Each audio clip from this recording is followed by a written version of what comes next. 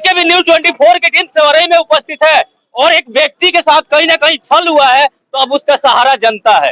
तो जनता तो मन बना चुकी है, लेकिन यह जनता के लिए कितना मन बनाएंगे, और अगर ये जीतते हैं तो जीत के पीछे ये सारे चेहरा होंगे, और इस चेहरे में कोई आपको बड़ा चेहरा नजर नहीं आ रहा है, क्योंकि अभी तक यह व्यक्ति गरीब लोगों और शोषित लोगों का सहारा बनते आए हैं। लेकिन इस बार तो आपके साथ छल हो गया सर। देखिए भी आगामी जो चुनाव में मैंने लोकसभा में, विधानसभा में, एमएलसी के चुनाव में मैंने अपने पैसा खर्च करके पार्टी का काम किया और लगातार 7 सालों से पार्टी का मैंने काम किया। और जब चुनाव टिकट के मेरा समय आया तो हमारे साथ धोखा किया गया और बहुत बड़ा विश्वासघात किया गया, जो राजनीतिक मेरा हत्या हो जाए। मैं राजनीति आगे बढ़ाओ ना, आगे बढ़ाओ। मेरे साथ राजनीति का कि आगे बढ़ जाएंगे, इसीलिए इनका टिकट काट दिया, हमारा टिकट काट दिया गया। और हमारे साथ लगातार प्रशासन के लोगों द्वारा दबाव बनाया जा रहा है, छापे मारा जा रहा है, परेशान किया जा रहा है प्रशासन के लोगों द्वारा। हमारी गिरफ्तारी भी कराने की साजिश में लोग लगे हैं कि इनको गिरफ्तार कर लिया जाए कि चुनाव मैदान में ये फीका पड़ जाए। इस मैदान में हमारी धर्मपत्नी संध्या जी चुनाव लड़ रही हैं और मैं सेवरई की जनता से मैं अपील करना चाहता हूँ, निवेदन करना चाहता हूँ कि संकट के घड़ी में मेरी राजनीतिक हत्या हो रहा था, मेरा धोखा किया गया है। 2 बार निर्दल जनता जिताई, मैंने विकास करके मॉडल रूप बनाने का काम किया। और आने वाले 4 तारीख को मैं आपसे हाथ जोड़ के विनती कर रहा हूँ, मेरे इस संकट की घड़ी में भगौना चुनाव चिन्ह पर मोहर लगा के इस अन्याय के खिलाफ, इस भ्रष्टाचार के खिलाफ आप लोग मोहर लगा के ये सिद्ध कर दीजिए कि भ्रष्टाचार और अन्याय के खिलाफ सेवरई की जनता मेरे साथ खड़ी है और बार बार सच्चाई के साथ जनता है। एक ऐसा सबका साथ और सबका विकास है कि कुर्सी टेंट लगाए और मजा मार जाए कोई और। देखिए, भारतीय जनता पार्टी की अब आदत सी हो गई है।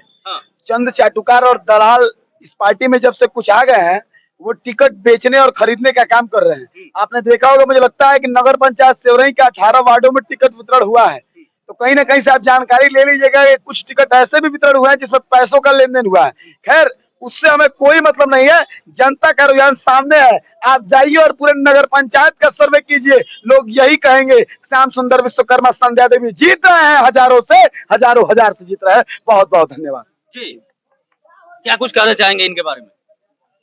सेवरई की जनता से अपील कर रहे हैं कि 4 मई को भगौना चुनाव निशान पर मोहर लगा करके जो इनके साथ छल हुआ है, इसका जवाब अब जनता देने जा रही है। 4 मई को भगौना है कि 4 मई को भगौना चुनाव निशान पर मोहर लगा करके जो इनके साथ छल हुआ है, इसका जवाब अब जनता देने जा रही है। 4 मई को भगौना निशान पर मोहर लगा करके इनको भारी मतों से विजयी बनाएगी और जो इनके साथ जो 50-50 की डीलिंग हुई है जो टिकट बंटवारे में, उनको करारा जवाब भी मिलेगा। जी, शोषित वंचित वर्ग के लोग तो आपके साथ है, हमेशा हमारे साथ निर्दल चुनाव जीता है और समाज के लोग हैं, वो तो किन समाजों के लिए गाली देने का। और एक आजकल लेटर भी वायरल हो रहा है जिसमें दिखाया जा रहा है कि श्याम सुंदर जी को बीजेपी से निकाला गया है, तो देखिए बीजेपी निकाले उस हमने तो पहले ही उस दिन कह दिया कि मैं दल का मोहताज नहीं हूँ और मैं निर्दल चुनाव चिन्ह जाकर पर्चा भर दिया। जब विधायक से विवाद हुआ, गोरखपुर माननीय विधायक ने कहा कि इस्तीफा दे देंगे और कुर्ता फाड़ लेंगे, राजनीति छोड़ देंगे और यहाँ तक कि चुनाव जीत जाए तो मेरा मुंह काला हो जाए।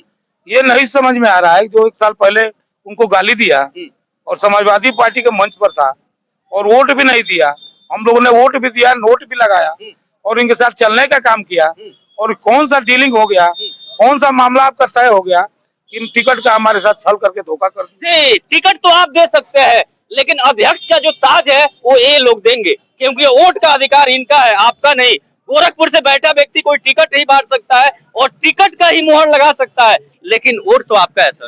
अध्यक्ष तो आप लोग तय करेंगे। पूरे नगर पंचायत ने ये मूड बना लिया है, क्योंकि श्याम सुंदर विश्वकर्मा विकास पुरुष हैं। श्याम सुंदर विश्वकर्मा घमंडी नहीं है। श्याम सुंदर विश्वकर्मा के अंदर बर्दाश्त करने की क्षमता है। श्याम सुंदर विश्वकर्मा के अंदर सहने की क्षमता है। श्याम सुंदर विश्वकर्मा को कभी कोई कुछ बोलता भी है तो श्याम सुंदर विश्वकर्मा बर्दाश्त करते हैं।